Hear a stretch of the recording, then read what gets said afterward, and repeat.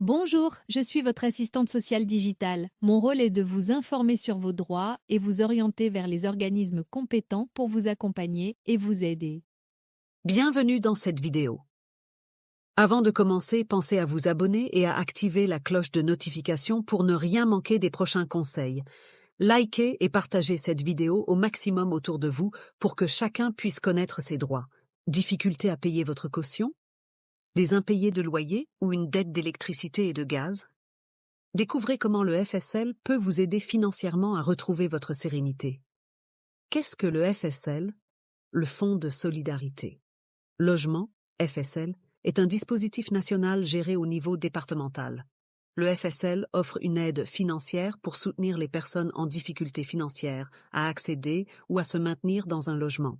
À qui s'adresse le FSL? Le FSL concerne généralement les locataires, les sous-locataires, les propriétaires occupants, les personnes hébergées à titre gratuit et les résidents de foyer en résidence principale. Quelles sont les conditions pour bénéficier du FSL? Les conditions d'attribution varient selon chaque département. Elles dépendent des ressources du foyer, calculées en fonction de la composition familiale.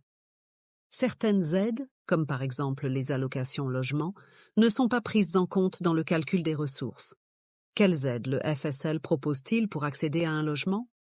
Le FSL peut couvrir le dépôt de garantie, le paiement du premier mois de loyer, les frais d'ouverture de compteur, gaz, électricité, eau, les frais d'agence, ainsi que les frais de mobilier de première nécessité, tels que la table, les chaises, le réfrigérateur et le matelas. Les aides peuvent varier selon votre département de résidence. Quelles aides le FSL propose-t-il pour le maintien dans le logement?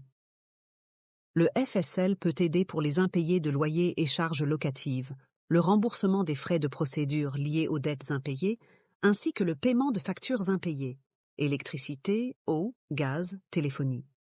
Le FSL est-il un prêt ou une subvention? Le FSL peut être accordé sous forme de prêt à taux 0% ou alors sous forme d'aide non remboursable, c'est-à-dire une subvention.